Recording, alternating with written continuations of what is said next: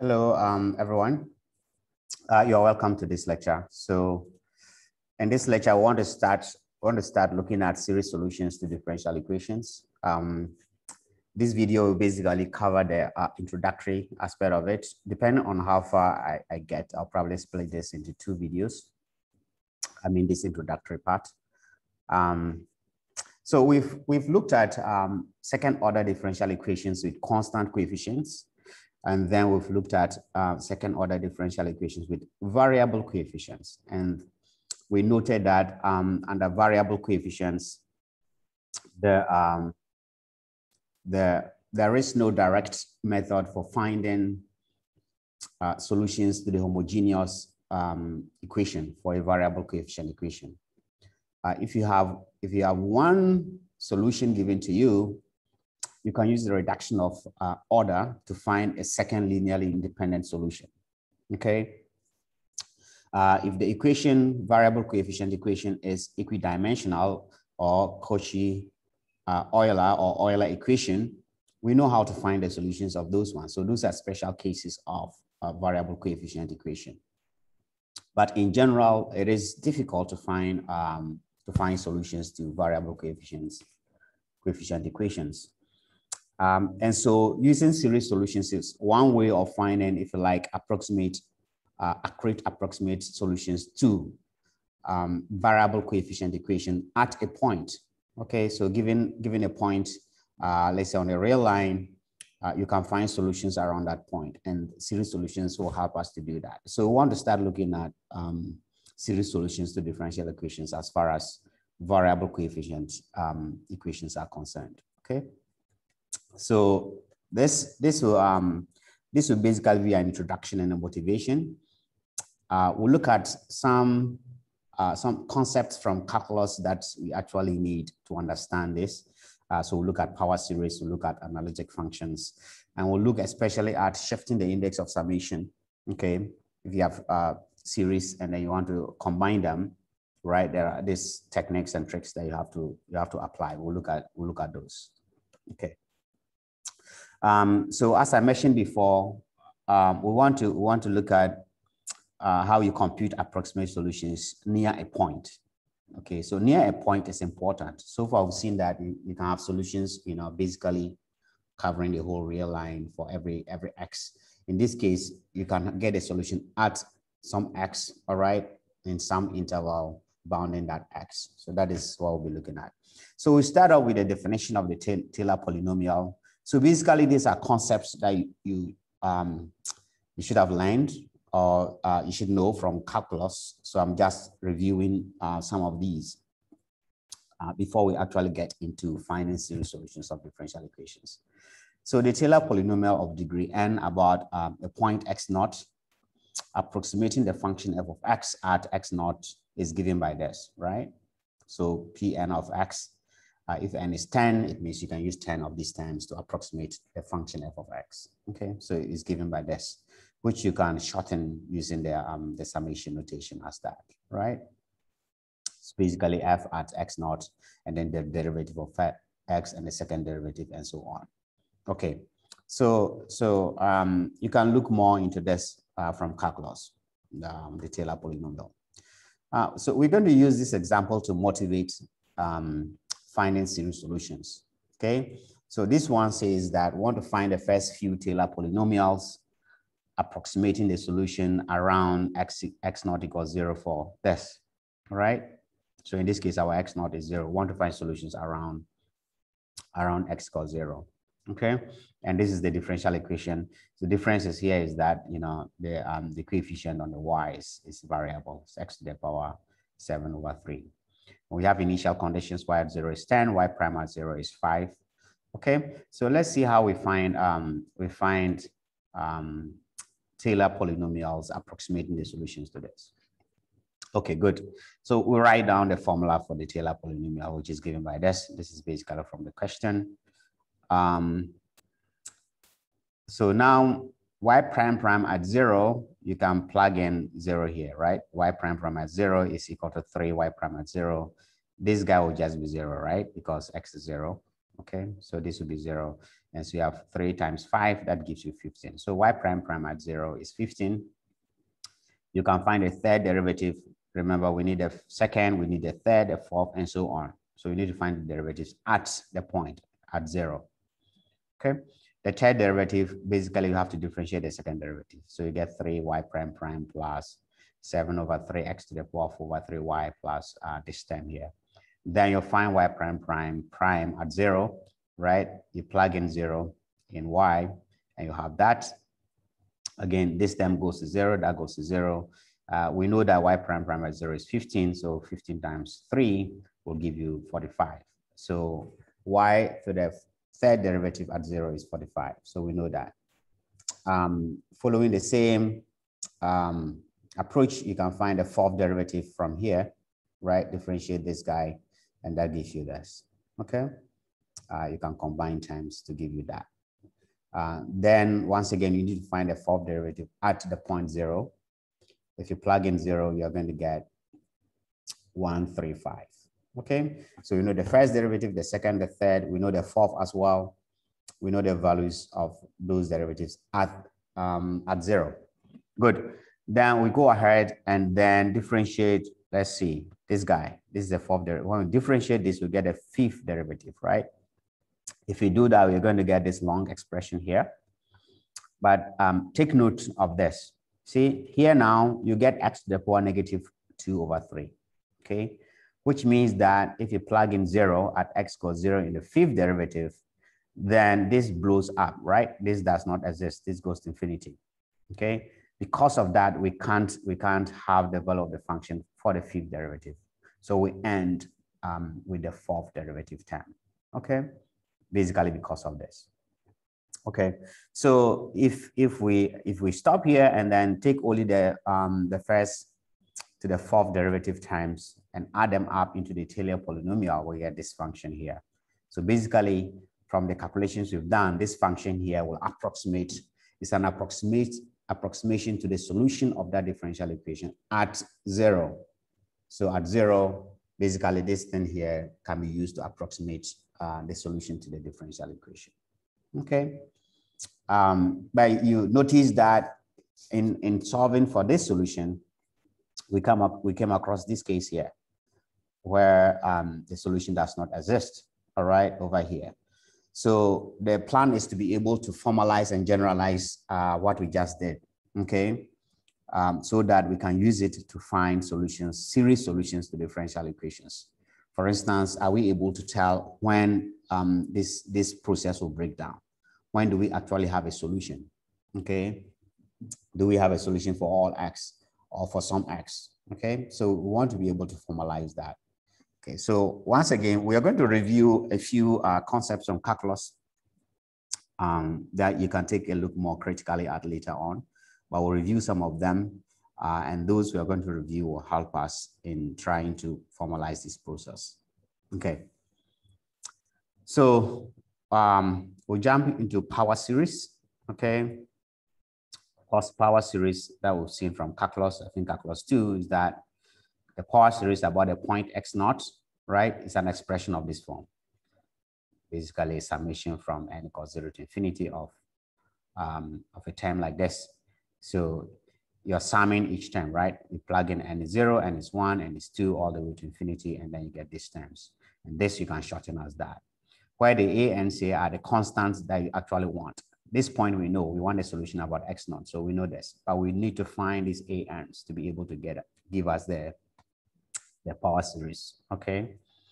Now, equation 3 here converges to some point, let's say c, if this holds, if the limit as n goes to infinity of this summation, right, exists, if this thing exists. In other words, if I take more terms, if I keep adding and adding more terms, and I'm actually approaching a number, okay, some finite number, like a 5 or 2 or half, right? If I'm approaching a finite number, then I'll say that the power series actually converges.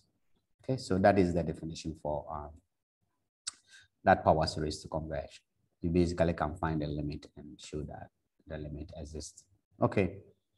And then here's a theorem for radius of convergence, right? We've come across this before in calculus, right? if you have a power series, you can actually find the interval for which the series will converge, all right? And you have a radius for that.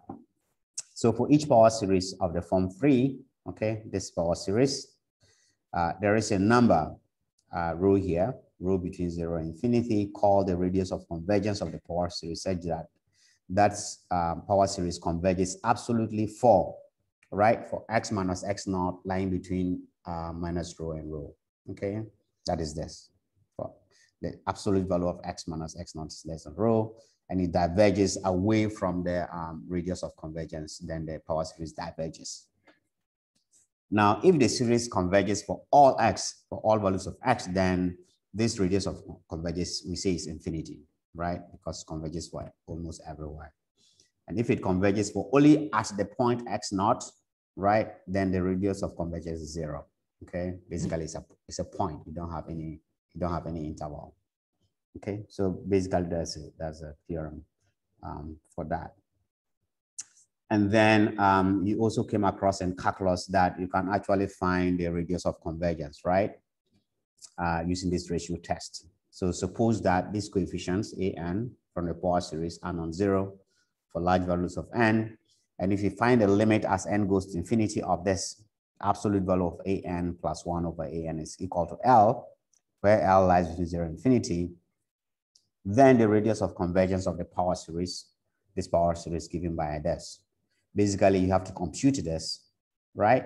These ANs are in the power series, these guys, these ANs, okay?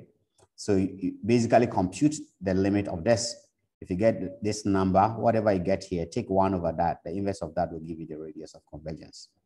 Of course, if L is 0, right? If you get L is 0, then this guy is going to infinity, okay? And we say that, you know, it converges for all x. On the other hand, if you get infinity here, then 1 over that will give you 0. Then the radius convergence is 0, right? When you get L to infinity. And of course, that means that the power series converges at a point, okay? Good. So once again, these are revisions from calculus that we'll be using. Okay, so just an example of this. We want to determine the interval of convergence of this power series, okay? In this case, our an term is this guy, the term multiplying by the x term, okay? So an is equal to this, negative 2 to the power n over n plus 1. So we find a limit as n goes to infinity of the absolute value of this ratio, and it's equal to this, right? I mean, this is easy to do. You can rewrite this guy as negative 2 to the n multiplied by negative n all over this guy here. You have n plus 1 over n plus 2. The negative 2 to the n cancels the negative 2 to the n, right? These guys cancel out, okay? So they cancel out.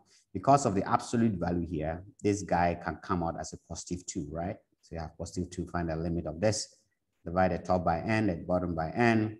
You have this as n goes to infinity, this goes to 0, 2 over n goes to 0, and just have 1, right? So as n goes to infinity, all of this becomes 1, multiplied by 2, you get a 2. So L is 2. So the radius of convergence is 1 over 2, which is half, all right? So that means that this power series, this particular power series converges in this interval, x, absolute value of x minus 3, less than 1 over 2, right? So if you like, 3 plus, 1 over 2, and then 3 minus 1 over 2, right? X lies in that interval. Okay, good. So I rushed through this because you should have seen this in calculus, in your calculus class, calculus 2, for instance. All right. This plays a very important role when it comes to solutions, series solutions of differential equations. This theorem says that if you add, if the power series goes to 0, right? If this series goes to 0, in other words, if each term an naught times the x term there plus a1 plus all the terms, if all this series goes to 0, then each of the ans, each of these coefficients must go to 0, okay, independently.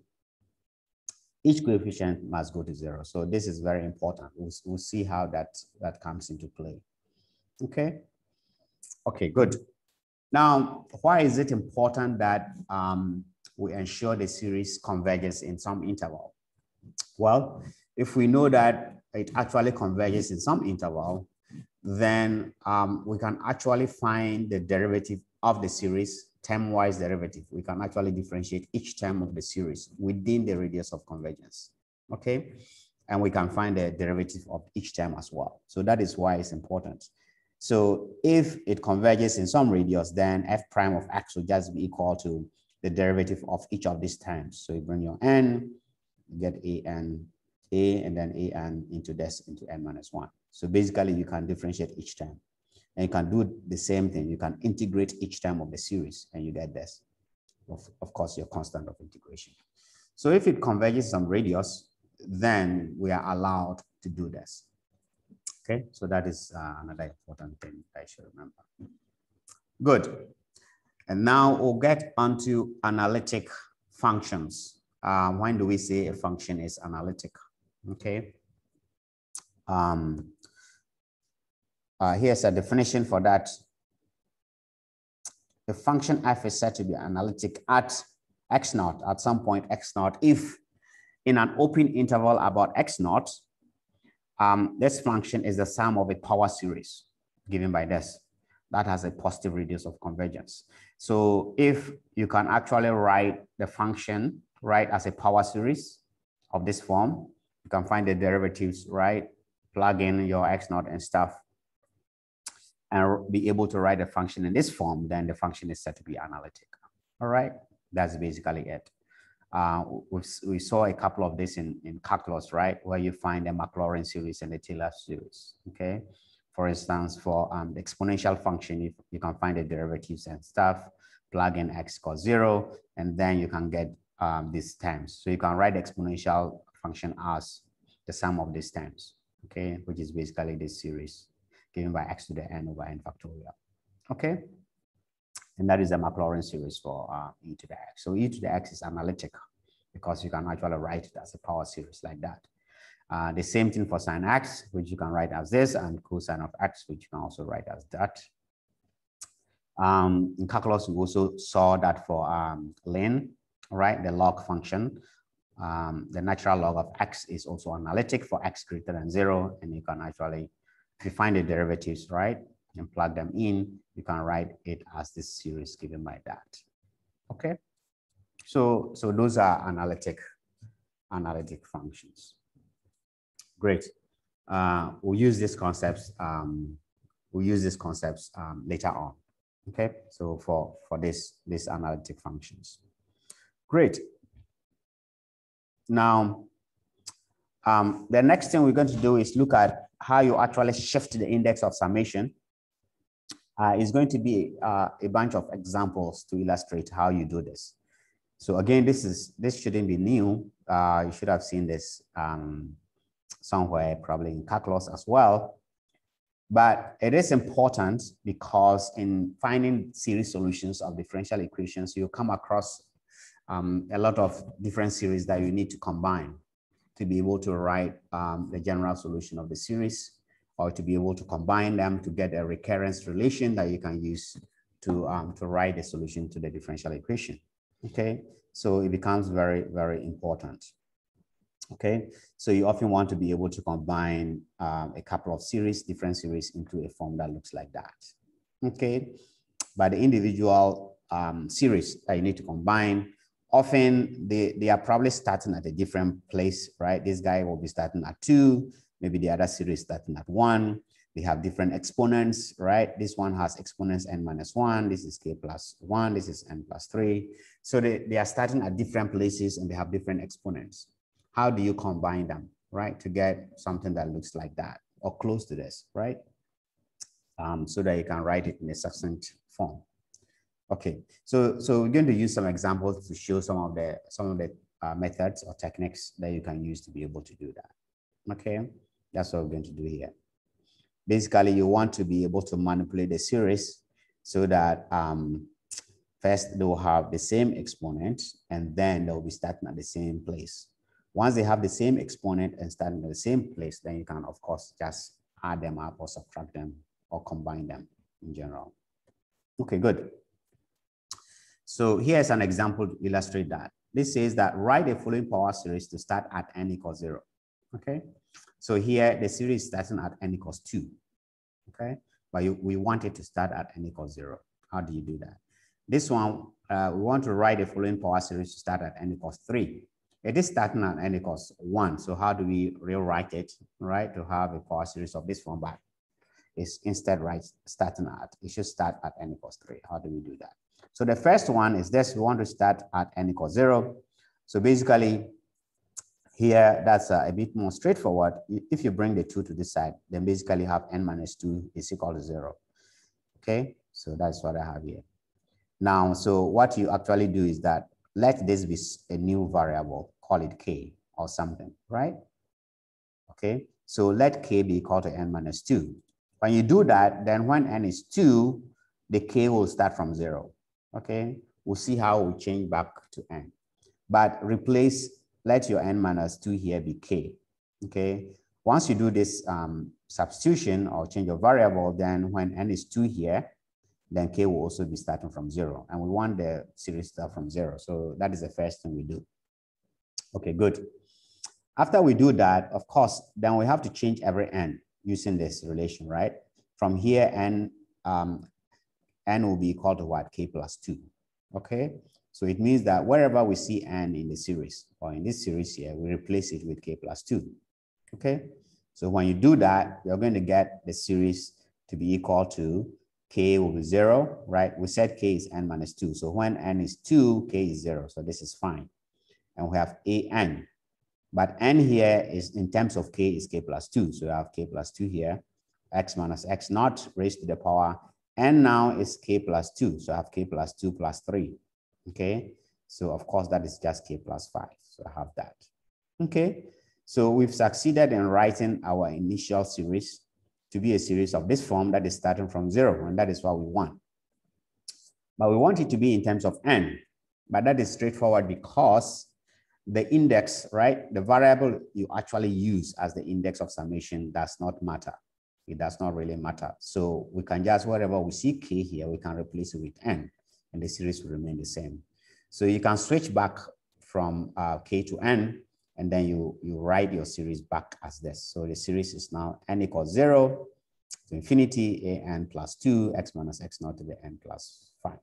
So this series, which is starting from 2, can now be written as this series, which is starting from 0. Okay, just using this change of variable stuff. Okay, good. So take a look at this critically, because these things come into play a lot when you are dealing with series solutions. The second example, we also want this to start from 3, right? It is starting from 1, we want it to start from 3. So how do we do that? So here, one way you could do that is, again, use a change of variable, let k be n plus 2. Because we want the variable here to start from 3, we know that when n is 1, k will be 3, okay? So that is why we let k be equal to n plus 2, okay?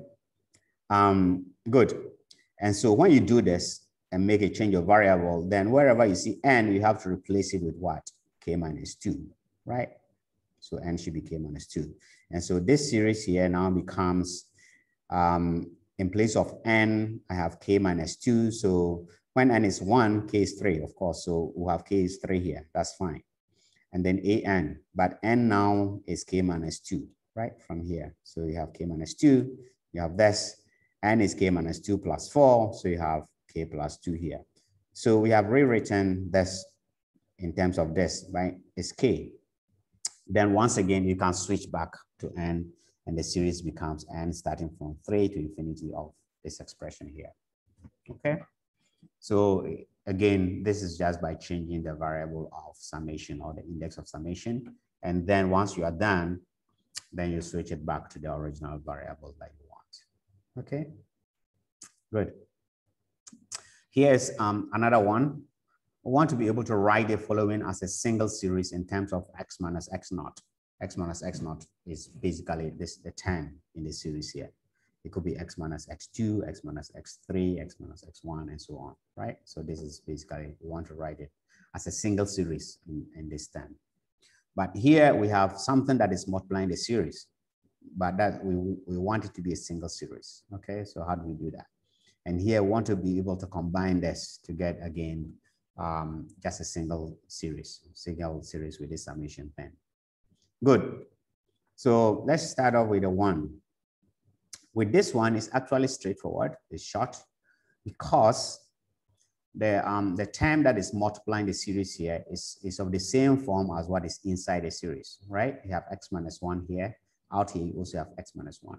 So you can basically take this inside, and all you do is add the exponent. You add 2 to n minus 1 here, right?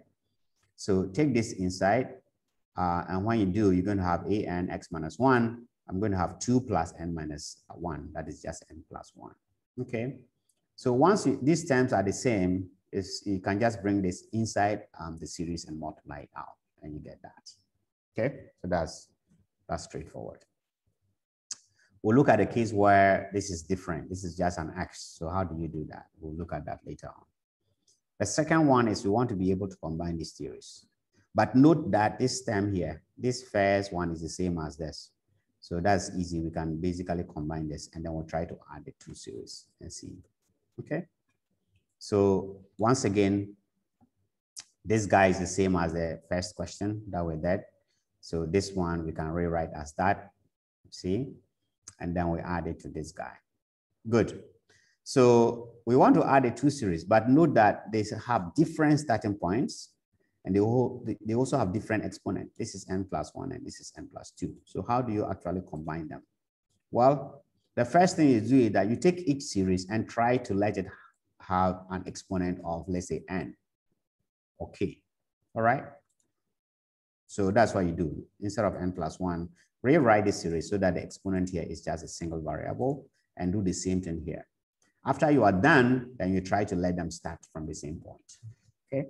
So for this first series, we want this to be a single variable. Let's say k. So I just make a change of variable and let k be equal to n plus 1. When I do that, of course, I have to change every n here to be, k minus 1, right? Okay, so when you do that for the first series, I'm going to have this first series now can be written as n now is k minus 1. So here k will be equal to 3, right? When n is 2, k is 3. So k will start from 3. I have n now will be k minus 1, x minus 1. Of course, n plus 1, I just said let that be k. So I have this. So I've succeeded in rewriting this one so that it has only a single exponent, single variable up here, this k. Okay, good. Then I do the same thing for the second series. So I take the second series, and now I want this to be, again, a single variable, all right? K, I'm using k again. You can use a different variable, actually, because in the end, you can change them to the same variable. So in this case, let k be n plus 2, right? So when you do, all of this should be k now, and wherever you see n, replace n with what? K minus 2. When you do that, this series becomes this, okay? When n is 0, k is 2, so k will start from 2, and every n now becomes k minus 2. And we get this. So basically replacing variables. So the first series, I succeeded in writing it to have only one exponent, one variable k here. I did the same thing for this, so I have to add them up. So when I add from 5 and 6, I get this. So now the 2 series have the same k, the same exponent, which is just a k. But they are starting from a different point. So because they are starting from a different point, I can't directly combine them. I can't combine them into a single series. So how do I make sure that they start from the same place? Okay. Okay. In this particular case, it's quite straightforward, right? It's actually easy because when k is 2, right? When k is 2, this thing is 0. So all of the term will be 0. This whole thing will be 0 when k is 2. So k equals 2 is actually not important for the result, right? The summation here. So I can actually skip k equals 2 and then start summing from k equals 1. That's because when k is 2, that's the term, right, is 0, right? You're adding 0 plus other terms. So the 0 is immaterial. So we can start from 3, okay? That is for this particular case. Other cases will be different, and we'll see that. Okay, so I can basically rewrite this, and instead of starting from 2, I can basically start from 3 because the k equals 2 is not important. And when I do that, I get this. This is starting from 3, this one is starting from 3. So now both of them are starting from the same place and they have the same exponent. So we can basically combine them, right? And factorize this guy out, factorize the x minus 1 to the power k term out. And then they will start from the same place. So I can rewrite this as this, a single summation, right? And I have a to the k minus 1 plus this guy, k minus 2 times a to k minus 2, and I factorize the x minus 1 to the power k out. So I now have it as a single series. Okay, we started with a variable n. So again, you can just switch back to the n, and then you have this. So the series we started with, right? We had started with 2 separate series, and now we are able to combine them into this. Okay. Again, we are doing this because you will see a lot of this when you are solving, when you are finding series solutions to differential equations. You do a lot of these kind of additions. So basically, this is to refresh your mind, or if you haven't done them before, to help you know how these are often done. So we started with this, right? We started with 2 different series, and then we added them up, and now we have our final series that looks like this. Okay. A few more examples, and then we'll be done with this part of it, this introductory part. We want to be able to write the following as a single series in terms of x minus x naught. Basically, we want to be able to write it as a single series in terms of x minus 2, okay? But here, I have x multiplying by this. So how do I bring this in here? You see, I can't really bring this here and be able to combine this x and the x minus 2 term. Okay, I need the x outside this thing to be x minus 2. If it is in terms of x minus 2, then it's easy to combine it with this. Okay, so how do you do that? The trick for doing that is that try to introduce x minus 2 here. So write x to be x minus 2 plus 2. You see, the negative 2 and 2 cancel out, right? So we haven't done anything, but we have introduced x minus 2. So it makes it easy to combine with what is inside the series. So now, instead of x here, I'm going to have x minus 2 plus 2. And then I can multiply the series by x minus 2, plus I can multiply the series by 2, which is as a constant. So if I expand this, I'm going to have x minus 2 multiplied by the series plus 2 times the series. So now, because this x minus 2 is the same form as x minus 2 inside a series, I can bring this inside it.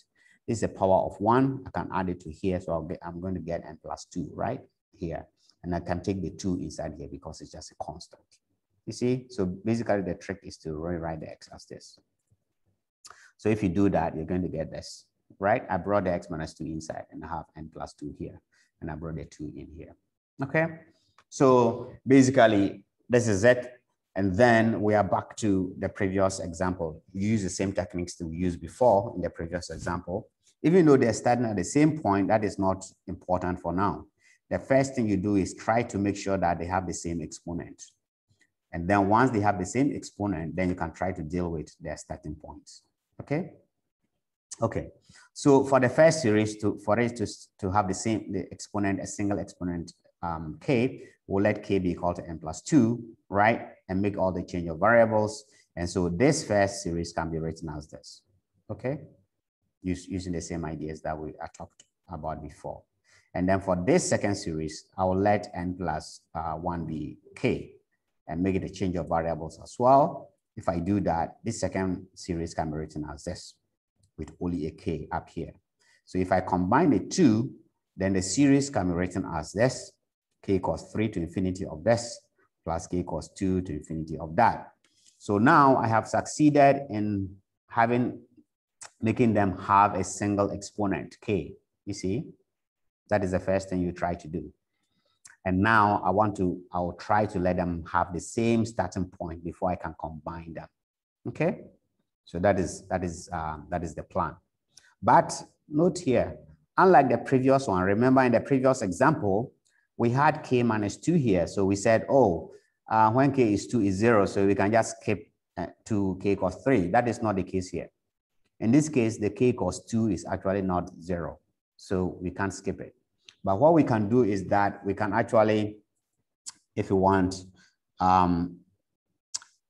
you can strip off the first term, right? This is basically k equals 1, k equals 2, k equals 3, k equals 4, and so on, right? So put in k equals 2, and then sum the rest from k equals 3. Okay, so you're going to strip off the k equals 2 term, all right? And then that will help you to be able to add the k equals 3 series to this one.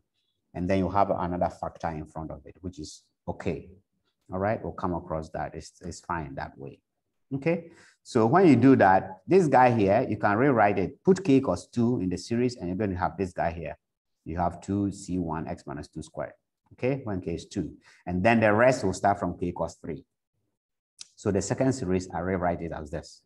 So now I can combine all the series, and I'm going to have this guy here plus the first series. That is, if you go back, this guy, this is the first series. This is what I stripped off. All right. Okay, so I still have this series here. So I have, if I put, okay, so I'm here. So I have this plus that first series plus this guy here, which is this. So these two series here, they have the same starting point and they have the same exponent, which is k. So I can combine them. Then I will leave this one as that, okay? So this remains as this plus the summation from k equals 3 to infinity. Basically, because this is the same, I can factorize it out and have this 10 here in the bracket. That is ck minus 1 plus 2 ck minus 1. Okay, ck minus 2, I should say. Okay, good. So again, these are in terms of k. I can basically switch back to n again, and I have this. Okay, so this is how you combine the two series. Okay, in this case, in the first case, we didn't have anything here. In this case, when we combine them, you have this hanging out, and that's okay. You can leave it as that. Okay. When we come to dealing with differential equations, series solutions, you see some of these as well. Okay. So that's good. So here, so I'm actually done now. So these are some exercises very similar to what I've done. You can basically try to combine them. Write the following power series to start at n cos 0. So this starts from n cos 5. So you can use the ideas that I've explained to try this. Okay. All right. All the best. In my next lecture, we'll actually start looking at series solutions to differential equations. This is an introduction and a review of some concepts from calculus that that you should have done. Okay. Okay. So I'll come back later.